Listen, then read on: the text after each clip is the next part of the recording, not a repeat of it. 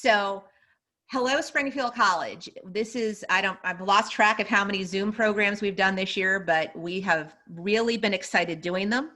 My name is Tammy Cadas-Lucy. I'm a member of the class of 1981 and the graduate class of 1982, and I am so privileged to serve our alma mater as the alumni director. I want to welcome you to The Curse is Broken, two alumni reliving their place in the iconic 2004 World Series. I want to quickly recognize Maria D'Agostino Crawford, class of 91. Wave, Maria. Maria is our fabulous associate director, and Damon Markowitz from our communications office. Damon, please wave. This program would not have come to fruition without their hard work. They have been an integral part of developing this evening. Tonight, we are joined by alumni spanning 7 decades. 7 decades of alumni are on this Zoom tonight. We have retired faculty and staff. We have current faculty and staff. We have 13 prospective students joining us this evening, one of whom would be a 4th generation Springfield College student. So a special shout out to that prospective family. And how Springfield is this? I mean, I can't imagine a Springfield College family gathering that is more representative than this evening is. We have folks from all over the country representing all branches of our college family. So it really is going to be just a wonderful evening. Has Dr. Cooper joined us yet? Do we know? I just need to click through the pictures here. I don't see her yet. Okay, so why don't we get going, and then we can cut away when she joins us. So I would like to throw this program over to Kyle Belanger. Kyle is one of our communication and sports journalism faculty members, has a radio show, and he and our 2 roundtable panelists are going to give you a fabulous evening of baseball. So Professor Belanger. Timmy, thank you so much. Oh, he just froze. Am I still there? All right. You're still there. I could listen to you talk to the alumni for hours and hours. Your command of our family and your understanding of where we are physically, and it's mind-blowing. So thank you for all that you do.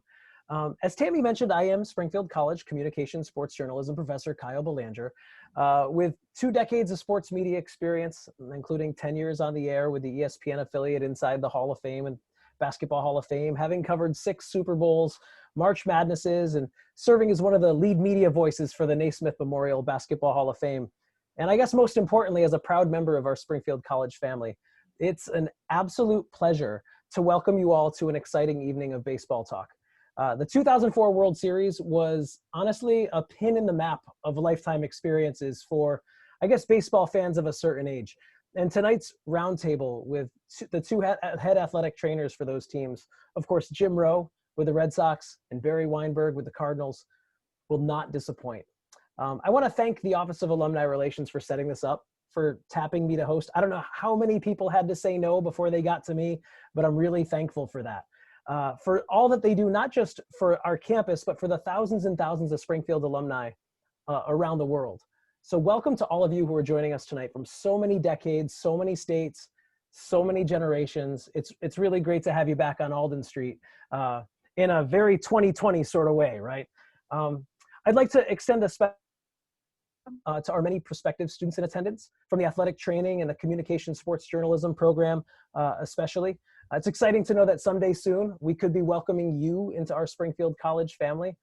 And just to be clear, and I promise I'm going to get to the fun stuff, it is a family. And I know many schools and organizations use that term, but there's something undeniable about the Springfield family.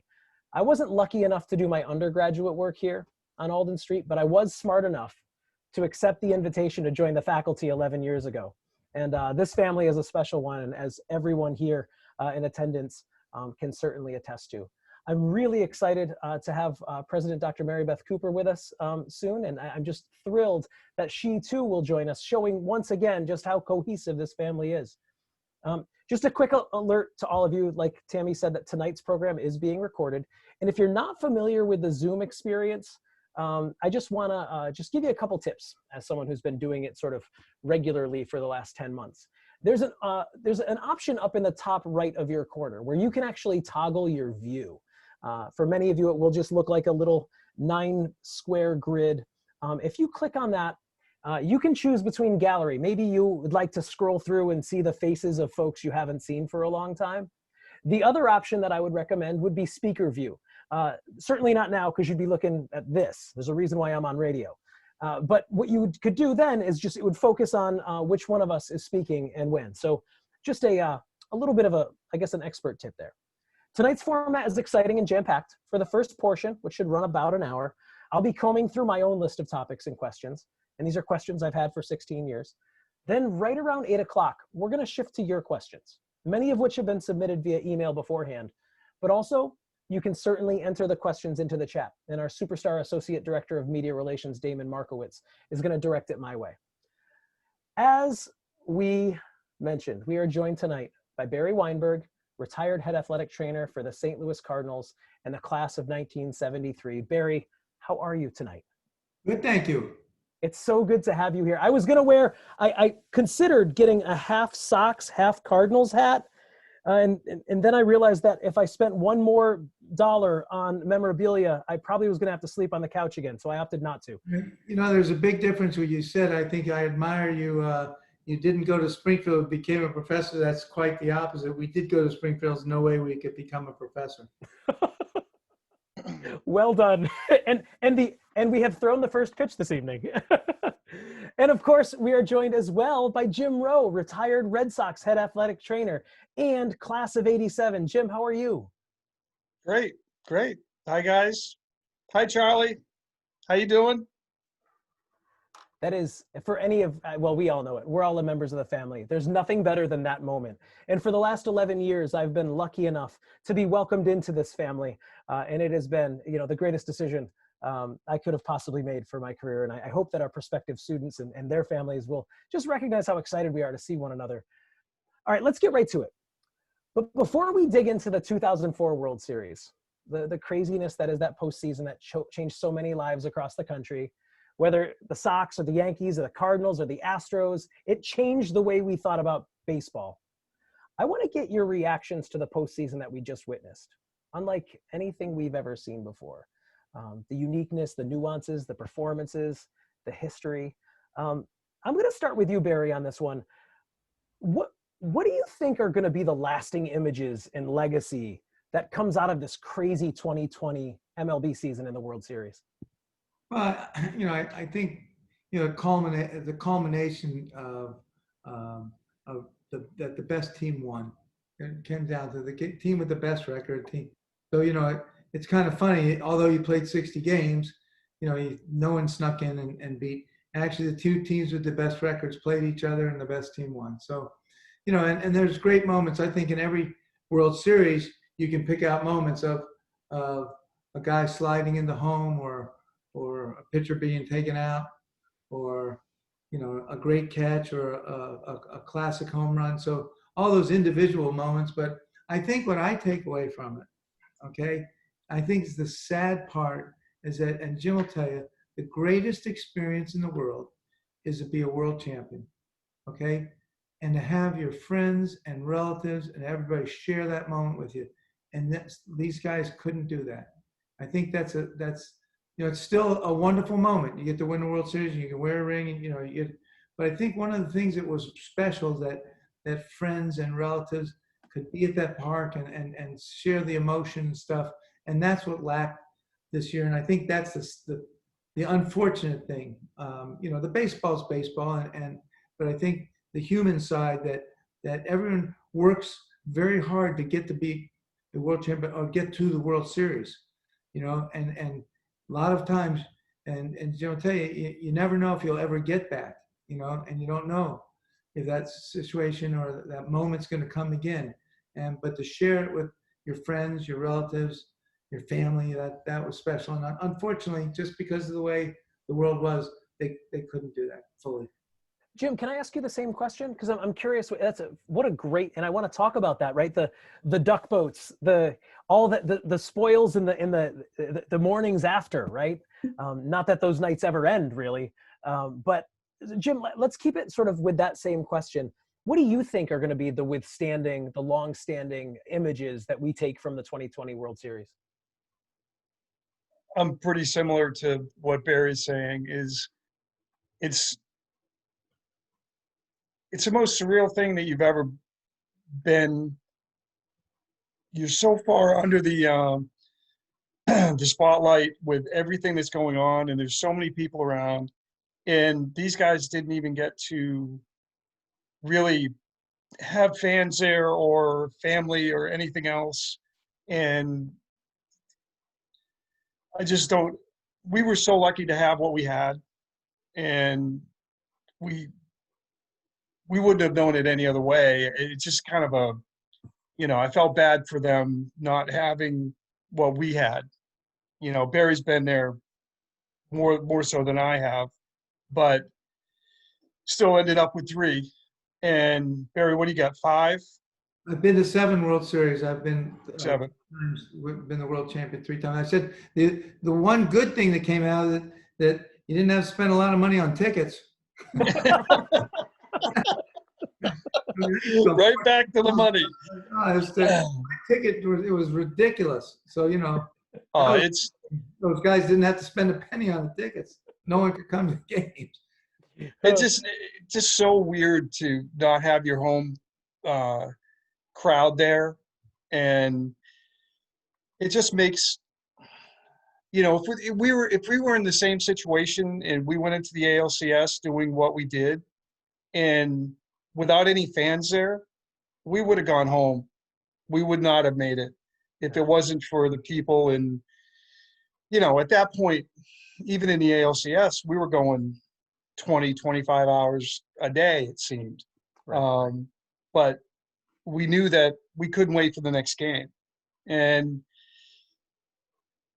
well, the city of Boston is insane at that time anyhow. And it's just something that keeps you going. But I couldn't imagine being at a neutral site with nobody else around. And, the flow of the game changes, the flow of you look forward to going to batting practice, and then batting practice to pregame to first pitch. And it's all, you get into a rhythm. And I don't know if these guys, they still had a rhythm, but they didn't have, I don't know, they didn't get to have the fun that we had, that we didn't know it was, I don't know, it's just a totally different feeling. I guarantee the guys, if you talk to them, they would say it's got to be, that had been there before. It's just kind of a weird thing. You're just in an empty stadium. You had a lot of noise and this and that, but it's not the same. Can you actually imagine a Yankee Boston series without fans? I mean, both sides. And Jim, can you imagine walking the streets after the game and the people yelling at you and the people cheering for you? It's an invigorating moment, but I just don't see a Yankee Red Sox game in San Diego. Right. Which actually brings me to my next question. I'm wondering if, Jim, as a Red Sox, if seeing Mookie and seeing Dave Roberts in those dugouts over the last postseason, did that give you, I know, look, it's a business. You've been doing it long enough. You probably don't have anyone you root for, but you root for the people that you know and the people that you love and the people that you like. Did seeing Mookie and Dave give you a little extra juice? Yeah, but I was trying to watch the trainers too, because they're our buddies. Yeah. And, you get to see them once in a great way. I haven't seen them in a couple of years. And, Barry may have seen him a little bit more, but you're looking for all the clubhouse guys that you remember, all those guys as well, because it's a special time for them. They, like Barry said, you may never get back there. I think we went from 1995 until the World Series in 2004. I had been to somewhere in the neighborhood of 7 to 8 times to the playoffs. Whew. And the Yankees beat us every single time. And then finally, after 03, when we really got our butts kicked, then you turn around and win in 04. So, you don't know. you don't know if you're ever gonna, get through it. Yeah. And we've been lucky. We've been to the playoffs so many times that, we were blessed. So, You know, Barry, you Alex, must have been go ahead, Jim. at a large number. No, no, Yeah, no, go ahead.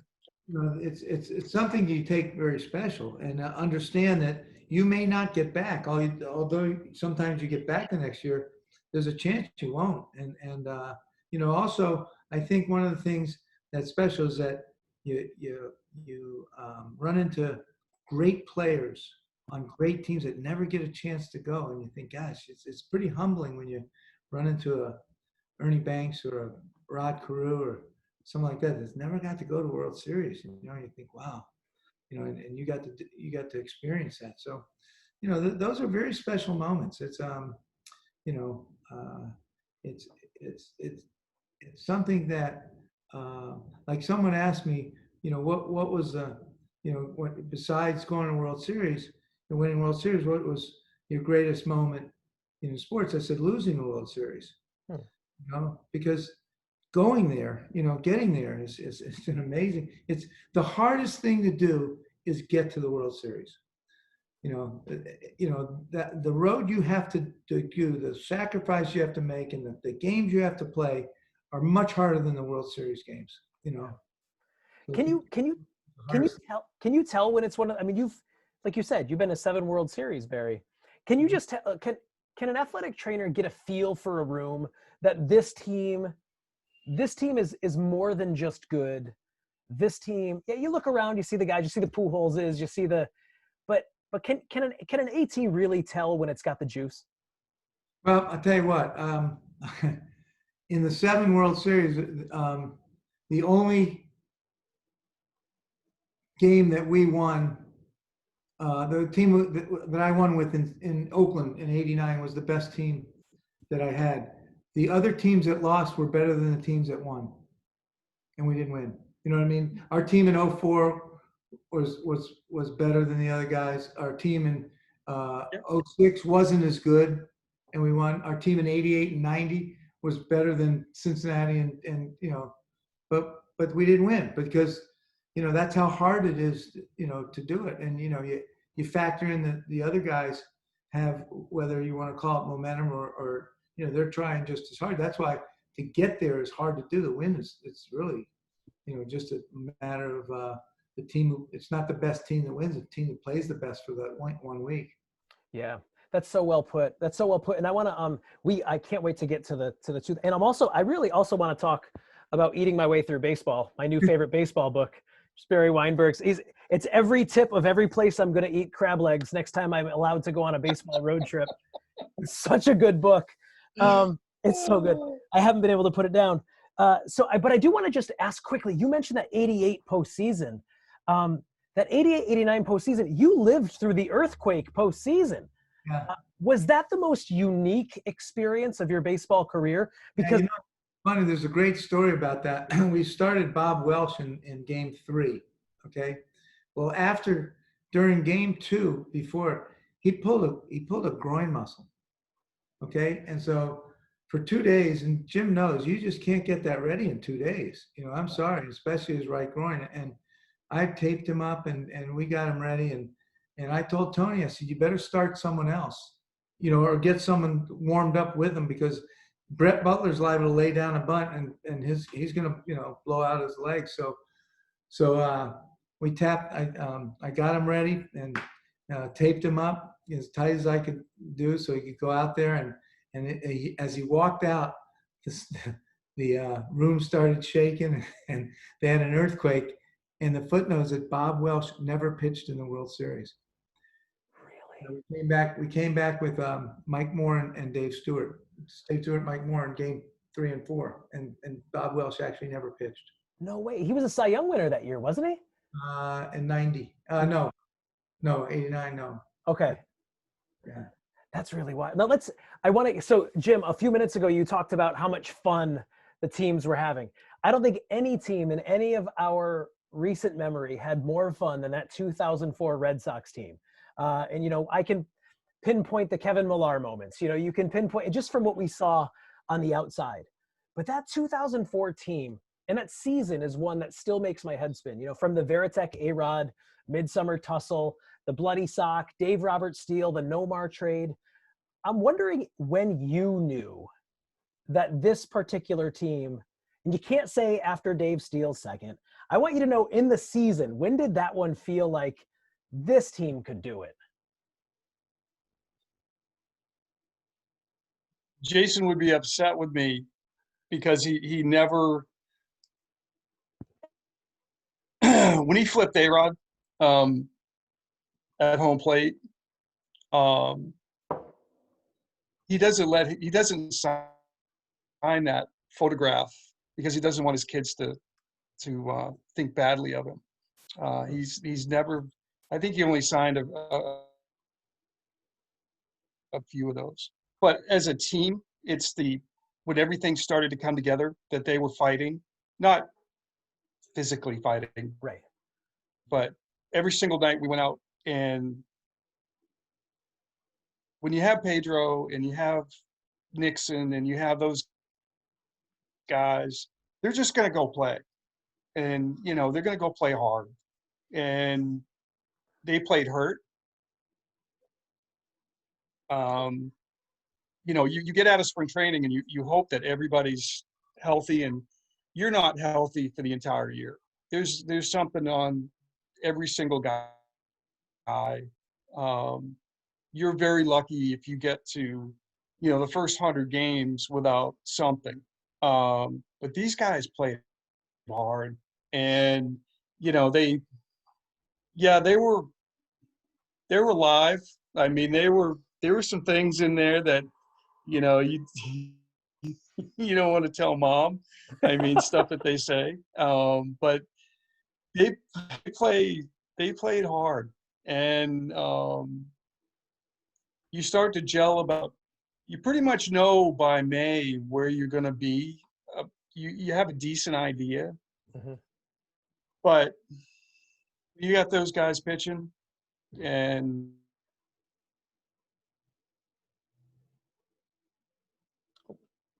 did we lose Jim? I think let's transition over. You know, hey, Kyle. Yeah, go ahead, Barry. One thing you asked about 89, the one thing that almost parallels this year is that, and I don't know what the situation is this year, but we couldn't have a parade because the streets were ruined in Oakland, you know. That's right. You know, so we didn't get a parade. And I always thought if I ever wrote a book, you know, that was 1989, it would be, you know, if I never won a World Series, it would, my book was going to be called I Never Got a Parade. You get to a World Series, and, you know, and you look forward to that one moment, like you say, with the duck boats or a parade, and I never got a parade. And then fortunately, it was 17 years later, though, you know, in 06, you know, we were fortunate to win, but I think the parallel, I don't know, but because of that, we never got a parade. Wow. Hey, I do want to throw a quick 20-second timeout and just welcome in our very special guest, and want to thank Dr. Mary Beth Cooper, our esteemed president, without whose support and vision so many of these incredible Springfield events would just simply not happen. Dr. Cooper, thanks for joining us. Would you be willing to say a word or two to our crew tonight? Absolutely. I see this is a very impressive group.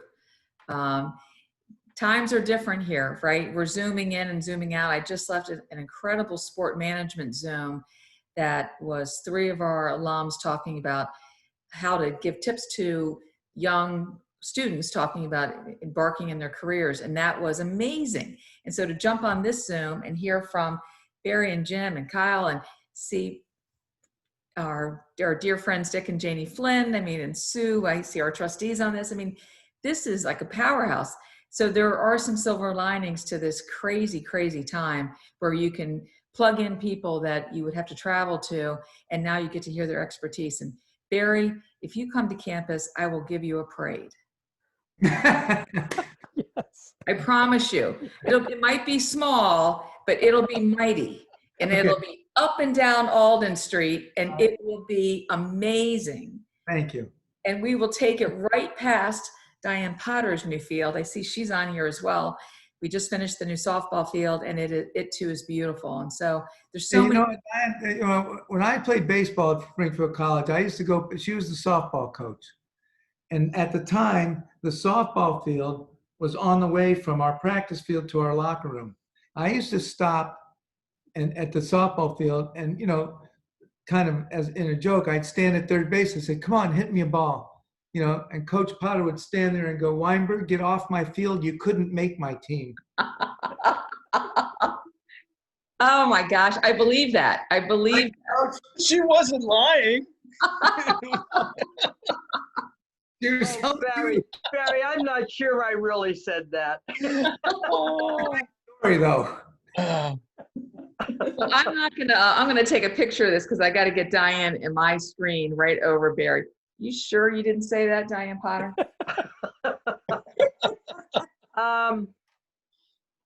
No, I have to admit, I probably did. But I was kind of joking, Barry, kind of. Well, I'm not going to hijack your meeting. I'm going to mute myself. I've got one more meeting to go to, but I'm going to come in and out and capture all this. But it's so good to see all of you. I hope you're well and that you're taking good care of yourselves, and come back and see us as soon as you can and as soon as it's possible. So I'll mute. Thank you for letting me jump in, Kyle. You're doing a great job. Thank you so much, Dr. Cooper. Thank you for all you do. So Barry, I want to keep it with you. The Cardinals in 04 sort of steamrolled the division. We're talking 105 wins, the most of any Cards team since World War II. You had guys like Roland and Pujols, Edmonds and La Russa. It was your second tour with Tony, with Coach La Russa, as far as I know. Can you give us a sense of that clubhouse? That seemed like the prototypical La Russa clubhouse on the stretch run to a World Series, like guys with their briefcases showing up for work. Yeah, it was, you know what, in great teams like that, the manager doesn't have to police them or really discipline. They do it themselves. That's such, Woody Williams, was a great addition to the team. Larry Walker, great pros and great people. There's a great expression. Tony always used to use the expression, when your best player is your best guy, you have a chance to be a great team. And we had great guys that happened to be great players, and it made it really special. That was you write in Eating My Way Through Baseball, the book that I held up before. Everyone should grab a copy. There's some really great moments with you and Tony going out for dinner. Was he the best manager you ever worked for? No one else is listening. It's just you and me. No. I mean, he was amazing. I loved Dick Hauser when I was with the Yankees. I thought he was, and unfortunately, it was only 1 year. He, with New York, George fired him. He was just an incredible man. But Tony was just, Tony is not like what people think. In the sense that he's stoic and mean and tough, and he's very, he's got a great sense of humor, and he's very self-deprecating. He's, in a dugout. And I always tell the story that during September or something, he called me down in the dugout and said, "Barry, get down here." All the players are looking like, "God, what's he going to say?" He goes, "Go upstairs and see who's winning the Ryder Cup." He loved the Ryder Cup. So, so there's stories about Tony. Yeah. But the dinners are great. Tony used to buy dinner, at all these places. And so at the end of dinner, I said, here's my contribution. I give him $1 for the tip, just $1. And he at first he'd get mad. So that's all you're going to give? Yeah, here's $1. So it happened for years. And finally, toward the end, after dinner, he said, "Hey, where's your $1?" We asked for the $1. So I figured out I'd give him over 1,650 dollars, and it's worth every dollar. Well, the people he brought to dinner were, Oh man. Yeah.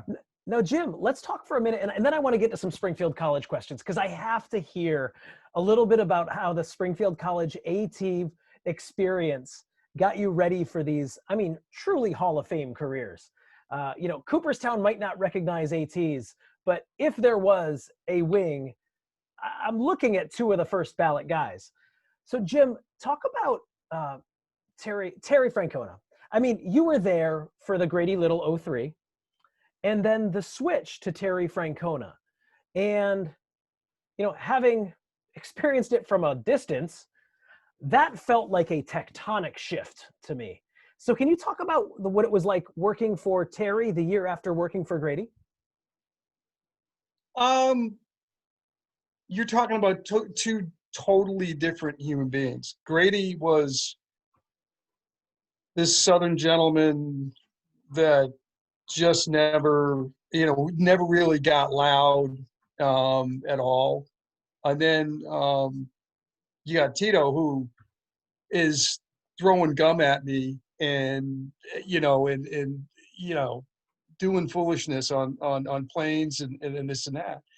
He could have a meeting and everybody would be smiling and he's yelling at him, but he's trying to loosen everybody up. And when he was with the Phillies, he'd tell a story that he was so bad that the fans jumped the fence and slit all his tires because he was so bad. And he goes, now they got a covering over the top of the car so they can't slice my tires in Boston. So it's like, just really some kind immature humor, but it would get everybody to kind of chill. And it didn't take much for these guys. I mean, you got Johnny Damon and Millar and David and all these guys. I mean, pregame, I lost half my hearing just because they put a speaker system that went into the training room that could go to 13. And with Dominican rap going, I mean, I would be screaming to the person standing in front of me, and everybody would be outside at 1 minute to 7, and and we're going. And it was the same in 03. The guys were really a lot of the same people, but some of them were lunatics, and but they put the uniform on, they went and played, and it's such a monotonous season. I mean, you wake up in a different town. Barry can state this. You get out of bed some days that we would leave lights on in bathrooms because we were afraid we're going to walk into a wall because we didn't know where we were. And when in 04, we flew to Oakland 3 times at the end of the season. I had no idea where I was at that point. And so you just get so tired and you're just on the same, roller coaster the entire time. And, they're just, I don't know. But everybody walks in, they're ready to go. I mean, they would be just beat down, tired. Yeah. And, they had their routine. They got through the routine. We couldn't wait for 7 o'clock. And, you bring up the routine and you bring up the fatigue, and that seems to me to be one of those, and obviously I'm not an AT, so is that one of those things that as the season gets on, you are also trying to keep your athletes, I mean, not only physically fit, but also like mentally acute? I mean, like we're talking about these finely tuned machines. Is that part of the grind that lay folk like me just don't really think about, that this is part of the mental and the physical are really interlaced? Or am I just getting a little too new agey here? No, well, No. Go ahead. now people have finally caught up with the nutrition end of it, which was we were sorely lacking, 16 years ago. And, we're trying to push nutrition, because that's the only way. There's not too many things that you can do a lot of things for recovery, but when you're doing it every single day, for 3 hours a day and taking batting practice and taking extra hitting and doing this and that, you got to kind of find your spots where you can recover, and you pull back the reins a little bit, you let them go a little bit, you're trying to get them through the end of the season, and you want them to peak in September. And like I said, Barry every single guy's got something. You know, by the time it's September 1st and we're going into playoffs, you know, you're trying to figure out, you know, how long is this guy going to go before we have to shut him down for a while? And it's kind of a, you know, but the recovery part, you know, with lifting and nutrition and everything else, they've gotten even better from when we were doing it full time, by far. So. Right. Barry, did you want to take a stab at that too? No, you know what? I think baseball is the longest season. Tony always say the hardest thing to do is win your division, because you have to play better than someone else for 162 games. Okay, but you understand that and Jim's been on good teams, when you come August 1st, okay, and you get a 1-game lead or 2-game lead or 7-game lead, doesn't matter. You are coming to the park ready to play. Those guys come ready to play because they know it there's a light at the end of the tunnel. The hard part is when you're 7 games out, 10 games out, or 15 games under 500. Those teams, you know, and I've been on those too, that's hard to come to work every day. You know, I always had an expression early in the season when a guy would come in with an injury, and I'd say, listen, how you doing? He said, oh, pretty good. Well, let me ask you this. If it was the World Series, would you play? He said, oh, yeah. Well, guess what? When it comes down to the World, it is the World Series. They all play. It's the easiest time to train, you know, I think is World Series time, because everybody wants to play in the World Series, you know, and they get up for it. So it's, you know, those dog days don't happen to good teams. That's wow. That's a great expression. I'm wondering, so I think about on that team, that 2004 Cardinals team, I think about just a young Albert Pujols. I mean, the world was really just coming to know. I mean, I had seen him 2 years before with the Potomac Cannons when he was there for like 2 weeks in single A. And then he just made such a splash. Was it clear right away that he was on the way there? Or is a guy like that also affected by, like you said, the great guys, the great pros, the Larry Walkers, the Scott Rowlands, all the other the Tony La Russa effect? What did Pujols, was he plug and play, or was he a guy you were like, we just need to keep him on track? Well, no, I mean, from day one, everybody knew Albert was going to be really good. In fact, the funny story, in spring training in 2001, when his first year, Tony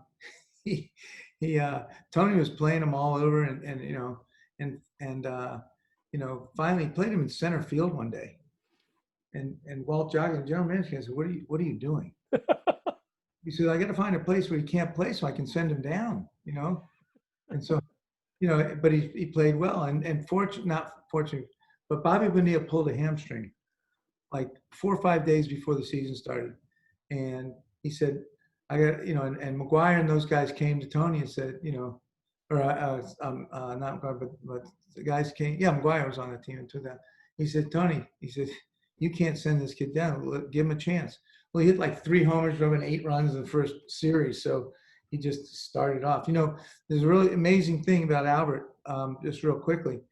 In his 10 years, first year 10 years in St. Louis, okay, you say, God, was he great? Let me understand that in his first 10 years, he averaged like 41 home runs, 138 RBIs, 129 runs scored, 116 walks. I might miss it by 1 or something, but I'll get into the point, okay? 43 doubles, on-base percentage of 405, okay? That was his average for 10 years, okay? In the last 100 years of baseball, okay, there's only been 21 players that have had one single season better than that. That is remarkable. I mean, you know, absolute monster. But it also what I tell you what, you know, going to that World Series is exciting, and I know there's of the several hundred people that are here, everyone is probably Boston fans, which, you know, I understand that. And but there are 2 people that aren't Boston fans here. And I first of all appreciate that Dr. Cooper recognized it, but Janny and Dick Flynn have been loyal St. Louis Cardinal fans. I know some of this, you know, it is painful to listen to. And I think for them, and they come to spring training, I hope next spring training we can have fans, because I know how much they appreciate and how much they love coming out. And so at least I know I have 2 fans here. this broadcast. And Danny and Declan, thank you so much for being here. Absolutely. I want to echo that too. It's so great to see you both. Now, Jim, so we had the Albert Pujols experience in St. Louis. At the same time, in 2003, the Red Sox sign a guy that was supposed to sort of platoon with the other Giambi, with Jeremy Giambi at first base. That guy? His name was David Ortiz. And I remember distinctly when he arrived, because I almost got into a fist fight in Section 10 when someone poked me on the shoulder and said that they wish Jeremy Giambi was playing first base that night. And I thought, what? But I didn't even know what we were in for with David Ortiz. I mean, can you talk a little bit about what it was like working with a young David Ortiz before he gets over the iconic hump, when he's really at that point just a guy from Minnesota? There's a picture on my refrigerator that I've had for 20 years, and we all go out in the line and let guys run, and then we stretch, and it's one of my favorite pictures, because it is him and I, and he did this every single game. That I would be out there, I'd walk over, and I actually had hair in that picture.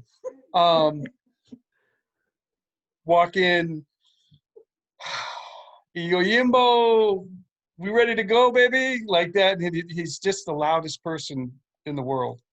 Give me a hug, tap me on the head, and then go back in. But David sees things while he's getting pitches that he knows what they're trying to do to him. And it took him a while to figure it out.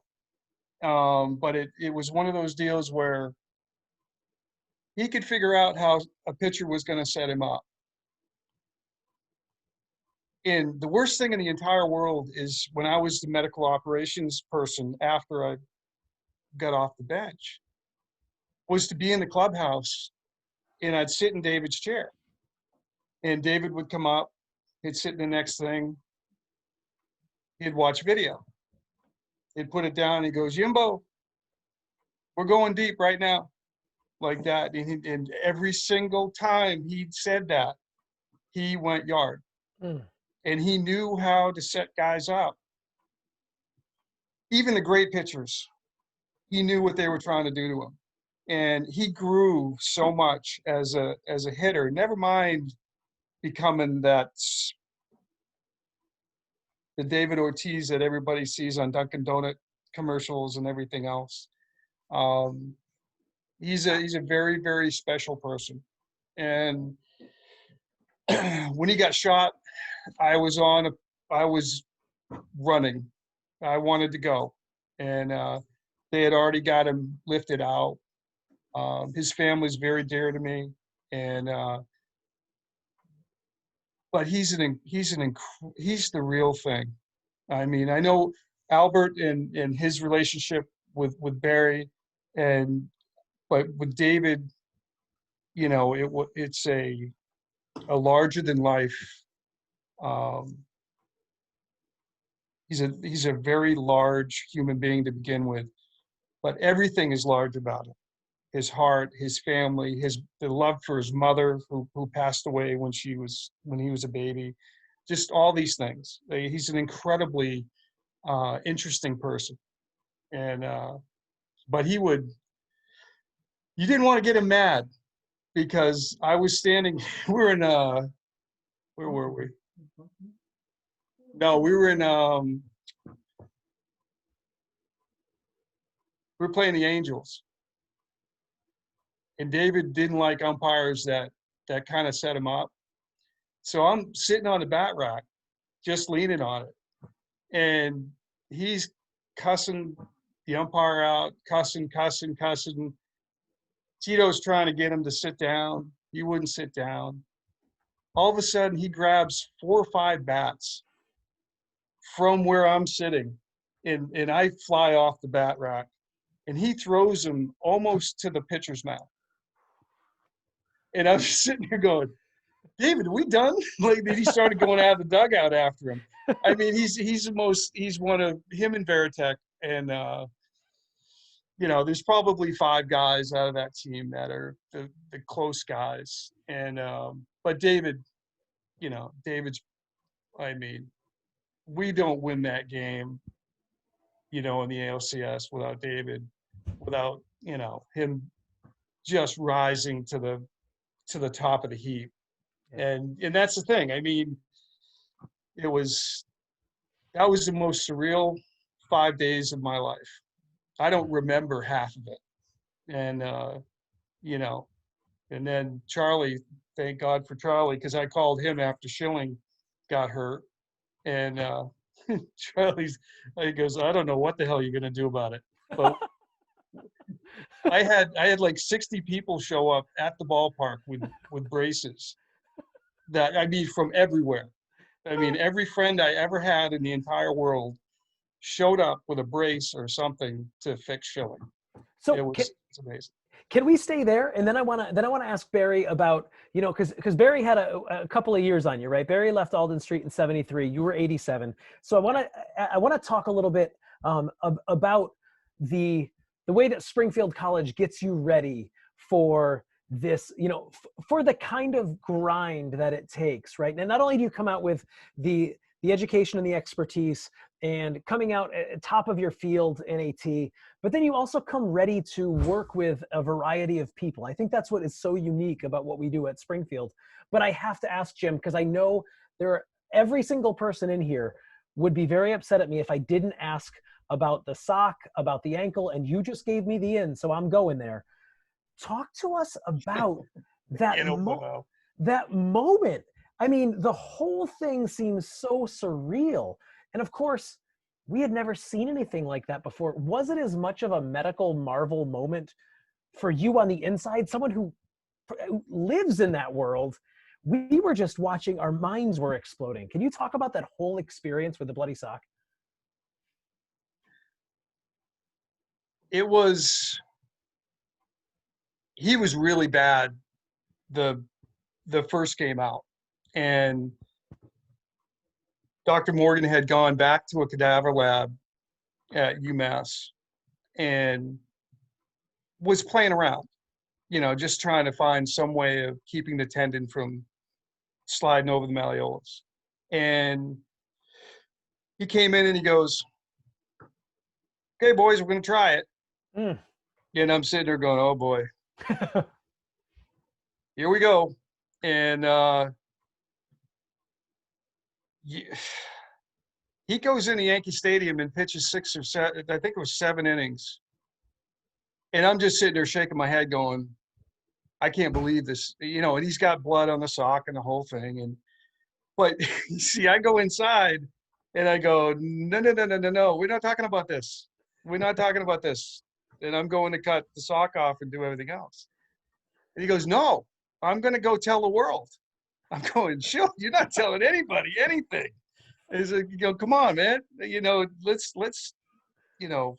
not go crazy here. And he was gonna, and he did. He went right out, the typical show. Yeah. And he,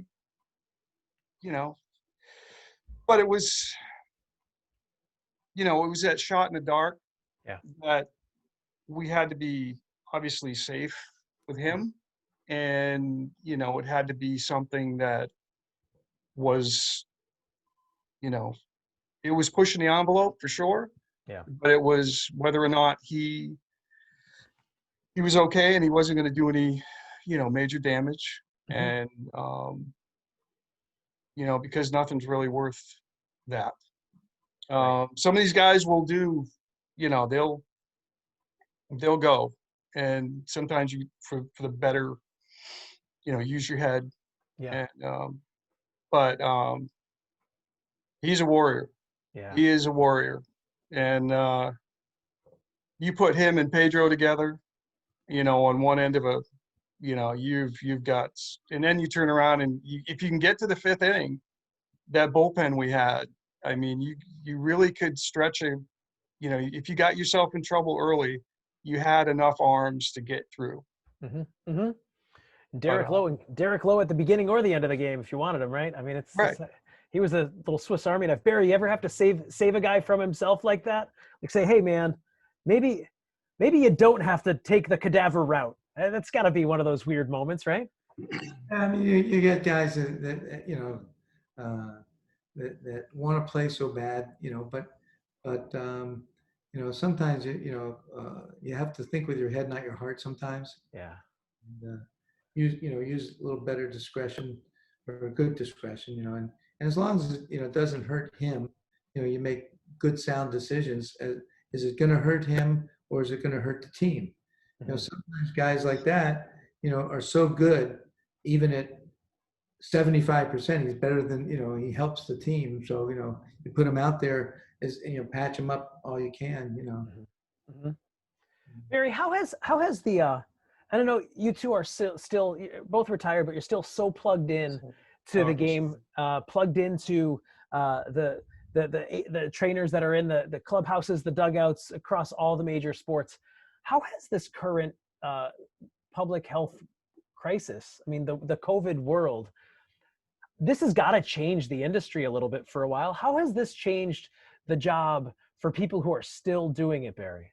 Well, I've talked to trainers in hockey and basketball and football and baseball, and they all say the same thing. The unfortunate thing that because of this pandemic, they've had so much distraction as to what they need to do. 20% of their job now is athletic training.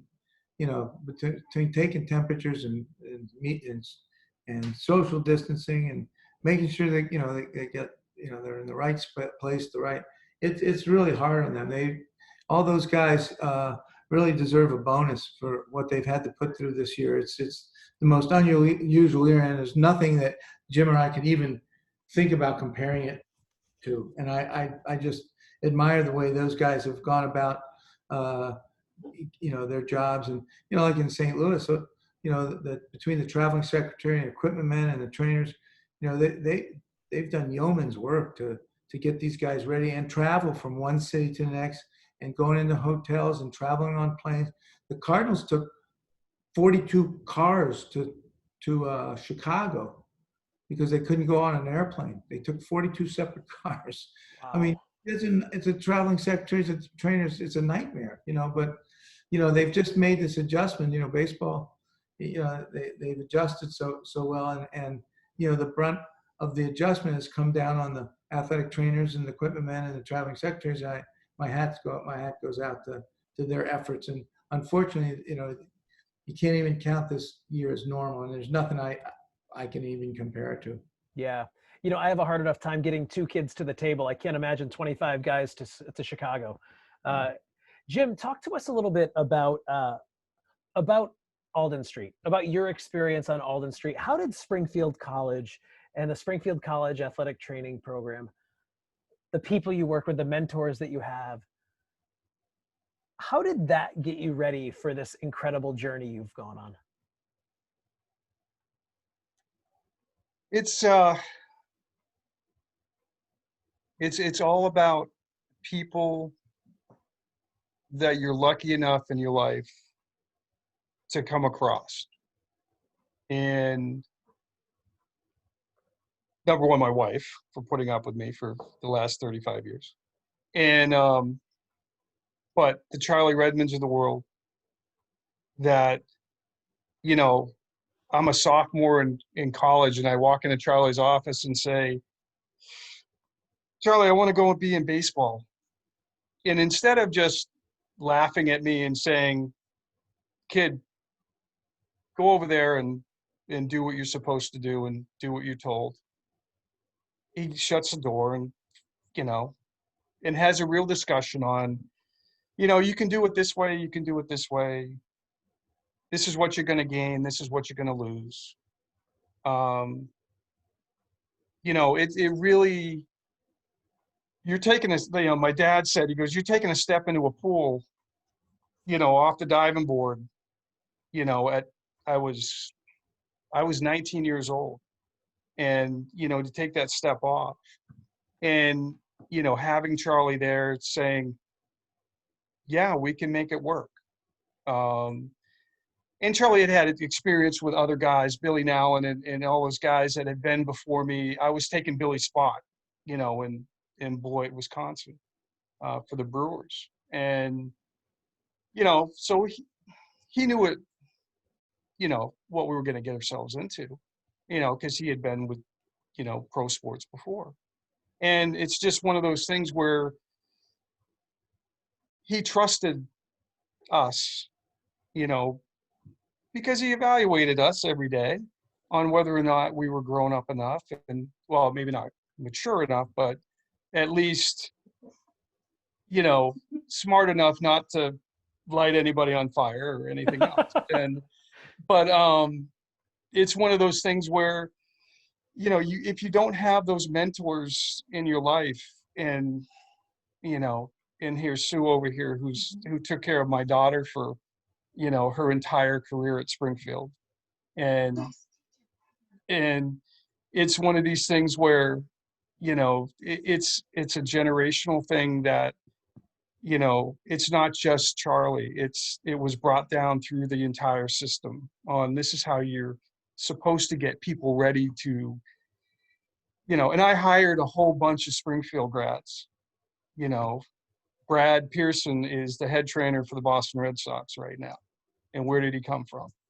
He came from Springfield, because of the fact that Brad had the extra things that you need to get as an athletic trainer that some other programs do not provide.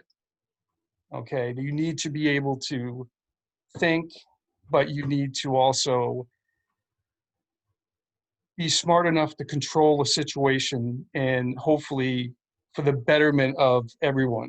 And that, I know that doesn't come out right, but it's supposed to be, you know, for the betterment of the player, for the organization.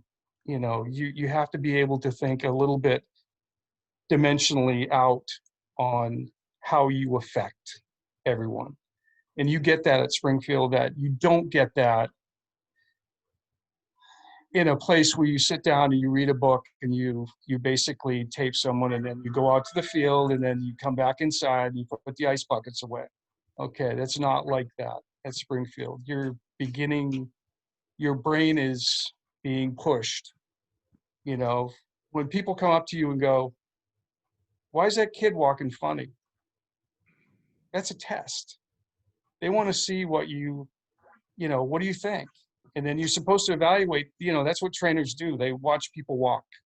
They watch how they walk, how they, you know, they're pronated on one side and this and that. I mean, that's just things that people would say, you know, what's wrong with this person? And they make you think. And because all of a sudden, I'm in Beloit, Wisconsin.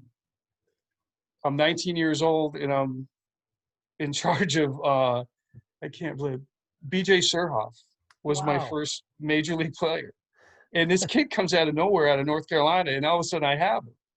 And, you know, it's like one of these things where you have a, you know, you have to make decisions. And it's like, wow, I didn't know I had to make all these decisions. Right. And it's like, yeah, guess what? Wake up, big time, you know, and, you know, but you were prepared for that, because Charlie wouldn't give you the answers. He would say, go get the answer, come back to me, and I'll tell you if you're right or not. You know, and I like that. Yeah. Because, you know, it's the only way you learn. Right. And, you know, what do you think, Bear? Yeah, I'd love to hear. Actually, before I kick this one to Barry, same question. I do want to let people know I only have 2 questions left in my, like, I've been hogging all the fun. I do have a couple that came through email, and I'm going to ask them. But now, if you have any questions, for either Barry or Jim, you can drop them in the chat, and the great Damon Markowitz will pass them my way. We do have about a half an hour left. So Barry, same question to you. How did Springfield get you uniquely prepared for this magical journey? Well, it was actually completely different in the sense that when I was at Springfield, they did not have an athletic training program. Okay, and so what it did, okay, it got my interest in athletic training. Started, and I only got 2 good grades at Springfield. One was in first aid with Charlie, and one was in care and prevention of athletic injuries with Sherry Shaw. And so I figured I better do something in that profession since I've only gotten 2 good grades in college. So I went to graduate school at Indiana University and got my master's in athletic training and sports medicine. And it was, you know, the preparation. I always tell the story that when I'd be in class and Sherry Shaw, and everybody who's had Sherry Shaw, you know, knows, Diane, I know you're shaking your head, you know, he would tell stories and he would say, and he would say, let me read a letter. And he'd read a letter from Joanne. I'm now a physical therapist in Pennsylvania, and I still use your books and references in all your class. And I'd be sitting in the back shaking my head, goes, yeah, right, you know, all right. And then the next, you know, a couple of days later, hi, my name's Bill, and I'm a therapist. I'm teaching a class in Minnesota, and I use all your classwork, you know, that I learned in your CMP or ATIP class, or, you know, I'm using all that, and I'm sitting in the back going, yeah, right, you know. So every day there'd be a letter, so compliment. I'm just sitting, yeah, right, okay. So I go to Indiana, okay, and in athletic training, there was 2 courses I took at IU that I did not buy the book, okay. They were so easy because they were duplicates of my preparation I had at Springfield. I got an A in both courses, and I could not figure out why other students from other colleges couldn't figure this stuff out. I said it was so easy. I had all this in Springfield, the preparation. And sure enough, here comes a letter. Dear Dr. Shaw, you kids don't figure it out, but I was sitting in the back of that room shaking my head. So the preparation I got at Springfield prepared me to be an athletic trainer, and they didn't even have an athletic training class. So, you know, and I think Jim hit on it, the interpersonal skills, and Springfield at the time, Coach Potter, you didn't have a nice field. We didn't have a nice baseball field. We dressed in the downstairs of Judd Gym. So everything was antiquated. Everything wasn't very nice. And guess what? The reputation was great. And what you had to do is fend for yourself, and you bonded with people that are in the same boat. And now you look at it, now the reputation is matched by the quality of the campus and the facilities, you know, facilities on buildings. So we didn't have that, but we were all in it together. You know, we had to take those skill classes and everything that we took, we were all in it together, and you had support like Charlie and Coach Potter. And I remember Dr. Jensen, that was a great mentor, you know, in classes, and they probably don't even realize what mentors they were as we went on, because back then you never wrote a letter and said, you know, thank you for what you've done for me, and thank you for what Springfield did, because it prepared me to be a much better student at Indiana, and then of course that prepared me to be the athletic trainer, and fortunate to have the jobs that I've had. That's an excellent answer, both of you. And actually, I'm going to stay roughly with this topic. This question comes to us from Megan Kinzel, class of 25. And she wants to know, she wants to go back even farther. Barry, what made you choose Springfield College? Tammy's going to laugh at that because she's heard the story 1,000 times. When my guidance counselor said, what do you want? I said, I want to be a PE teacher. I said, well, you know, the best school in the country is Springfield College, but it's hard to get in, you know. I said, all right, well, we'll apply to Springfield. So I applied to several schools, got accepted to 3 schools: Virginia Tech, the University of Maryland, where I grew up in Maryland, and Springfield College. I got accepted to all 3. So I did what every logical high school senior should have done. And I always take credit because I invented the Excel sheet, okay? Before computers, okay? This is 1969, computers, okay? So I put a column on the left and a column down on, you know, a column down and a column across. Close to home, baseball, cost, military at the time. We had, so I rated each thing from 1 to 5, and I said, you know what? At the end, I'm going to add them all up, and I'm going to the one that came out the highest, that's where I'm going to go to school. So I did all this with Springfield, Virginia Tech, University of Maryland, and all the numbers came out the same. So I put the 3 names in a hat. I picked out Springfield College, and I went to Springfield. That's, hey, you trust the system. That's what you did. You trusted your system. 3 names in a hat. Yeah, I picked out a hat. I went to Springfield. That's an amazing story. That's the truth. Henry's here to lie. She's shaking her head because she knows that you knew that was coming. Oh my God. Jim, how about you? If you say same, I'm gonna be so blown away. This is every day. I was a little bit. I got hurt when I was a freshman in high school, and I wanted to be with my brothers at all times for football, for everything. So I started managing, and it's the only time that, and I kind of drifted towards athletic training. And it turned out that our athletic trainer and our assistant football coach and who Dougie McKinney, who you guys might know, and Kent Kilgore and Jonesy with the Bills. They were all my PE teachers. So they kind of rigged it, and they said, no. You're going to Springfield, that's it. And I had chances to go to UNH and all these other places, and they said, nope, you're going to Springfield. That's it. So we went for one visit. That was it, in the middle of a blizzard. And that was it. Was that in like, May? nope. No, just But kidding. not in Florida. No, it's that in May. It was a blizzard. It could have been in May. You couldn't play golf that day, Bear. It's more of a it was just one of these things where I knew that was home, and from Dr. all these people that are on the screen right now, they have impacted my life in every way, shape, and form. And from Charlie to Dr. Potter to Gretchen Brockmeyer to all these Sue Geyer, all, President Flynn and his wife. I mean, they've all been part of my life. So we were incredibly blessed that I'd make the dumb luck of going to Springfield. And then Tammy came along and took care of my daughter for, 5 years. So, we were very blessed to be even, and then I meet my wife, which is the uncanniest thing in the entire world.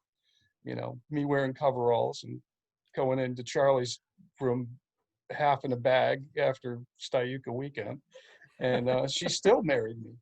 So it's but it was, you couldn't miss Charlie's class no matter what. So that was a bad day. Hey, the results are great. You got, you get to get married. So I was blessed. Yeah. Hey, I have this question. It's from Valerie Frost, class of '87, and it's for you specifically, Jim. But I want to open it up to Barry as well. Valerie wants to know, during that 2004 World Series, which player needed the most attention from an injury perspective? And we'll start with Jim and then go to Barry. In 04? In 04. Well, Schilling was the biggest, because we had to evaluate what was going on, and we literally had no time because we were basically, MRI, CT, you name it. We were taking everything. So he took up a lot of time, and Barry can attest to this. When you get to August in the season, you're working on everything. I mean, you're working on every single person. You're trying to keep as much things from becoming big things, and you're trying to control the reins there a little bit, saying, whoa, maybe you need an extra day of rest here. you don't want to start pitchers up. It's all these things where, we had a masseuse who basically saved, 4 or 5 guys. I mean, he just worked on them until he dropped. And so it's everybody's getting, yeah, she'll ended up with a lot of work, but, from noontime on, you're doing nothing but working on guys. Mhm. And you're trying to get ahead of the next problem that can come up. And you're trying to see those problems before they really roll out and someone blows a hammy, going into, we're going into Oakland. Okay, now the hammies are gone, and now you got to worry about, you've just lost your right fielder. Right. What do you do? So, it's a blur because you're just there working, doing every single thing that you can to get guys to recover into because baseball is a cumulative sport that is repetitive. Yeah. So guys will go back to their rooms at night if they're in a slump, and they will swing a bat for 4 hours in a mirror because they're trying to fix their swing. So you have to go to the room and literally take the bat from them and tell them to stop doing this.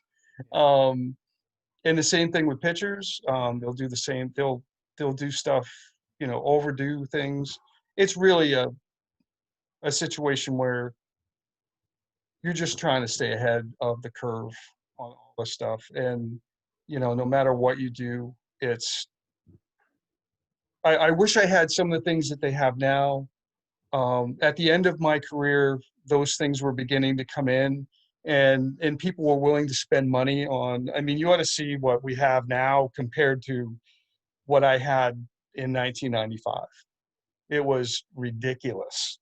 I had a room no bigger than this little living room for a training room, and a weight room that was barely a third of or a quarter of the size of what we have now. Yeah. And they I think over time they figured out that this is an investment, and that investment is used, for players. And it took us 20 years to get there, but so now, guys, we're not having to shrimp on anything. Now it's first class every single day. Yeah. And yeah, new stadiums help that, because you have more room. But there's a lot of when they put the third floor on top of the clubhouse, that was all weight room, the entire weight room, which is an enormous place. And but we didn't have that in 03, in 04. We did later, in subsequent years, but there's a lot of. Makes you wonder what a guy like Mo Vaughn would have been like with the kind of training that we had later on. Barry, I'm wondering, same thing. 04 season, that 04 run, that team was peppered with veteran guys who've been playing in the league 15 years. You mentioned Larry Walker, Roland, those guys. Was there one player that just couldn't stay out of your office, stay off your table? No, I think the sad part is that we came into that healthy and ready to play as the best team we've had, and we got beat. We just had a healthy team, and that's goes to show you, But I can't think of one guy that really we had to struggle to get ready to play. And the funny part was we had a reunion last year in 19. It was a 15-year reunion because the most games the Cardinals have ever won. And all the guys had congregated and they're talking about things, and and so finally I stopped the conversation. I said, guys, are you listening to yourselves? They go, what do you mean? Well, it wasn't very long. 15 years ago, you're talking about a beautiful actress, or you're talking about the best looking girls you've ever seen, or this. And now you're talking about, I had my knee replaced. The other guy had his hip replaced. One guy said, I've had shoulder surgeries. You're talking about your joint replacements, so times change a little. So I'm glad I don't have those guys now. I wouldn't be able to keep any of them up. No, but I think we were really healthy that year. I could look back, but geez, maybe one of the things that goes first is your memory. So I think I forgot, but we came in there healthy, ready to play with a good team. 15 years goes fast. I mean, I'm not in fighting shape anymore either. No, we helped. You were big, probably knew more than I did. Was anyone hurt? Gosh, I'm trying That to was think. 2013 for us. We didn't have anybody hurt That's right. at all the entire year. You All just right. hit it just right. Yeah. So I have time for one more question, and it's really sad. I mean, who knew this was going to fly? And I want to, again, just let everyone know, Jim and Barry, what a privilege it is for me to be able to play quarterback through this. If there's one thing we know at Springfield College, it's we know how to hand the ball off. And here I am. I've been really lucky to be able to hand the ball off. It's a mixed metaphor, obviously, but to both of you. So my last question is just a fun one. It's something that I like to finish with. All right. If you can pick two guys from that 2004 team to drive across the country with, who would it be and why? Two guys you gotta have someone sitting next to you, you're driving, someone in the back seat. Which two guys are gonna make for the most fun road trip from both of your 2004 rosters? I'm gonna start with you, Barry. Woody Williams and Edgar Renteria. Oh, why? I like that.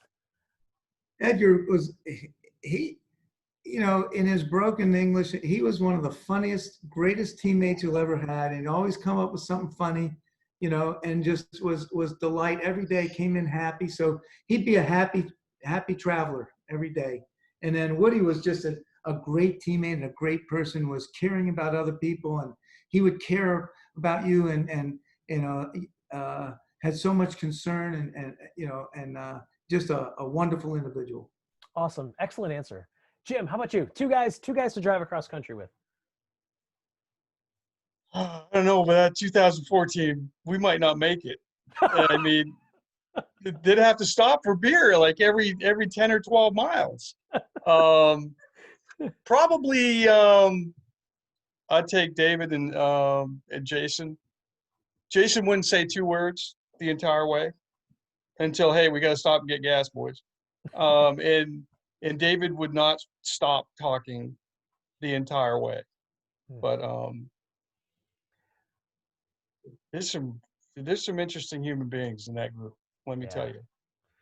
Well, I got to tell you, the two of you, Jim and Barry, I think we all really went on, we all enjoyed the journey that you just took us on for the last hour and a half. So I want to just absolutely thank you very much and encourage everyone. I know we're all on mute, but this would be the time to give them a little appreciation. So thank you very much to both of you, gentlemen. I think most of all, we'd like to thank you, first of all, for involving us. First of all, we just got lucky. We were in the right place at the right time to have this opportunity to go to the same World Series, 2 Springfield grads, which is kind of, but also thank you to all the people at Springfield, from Dr. Flynn to Dr. Potter and Charlie and all the people on the staff that helped us along our journey, because without that, we wouldn't be where we are. Thank you.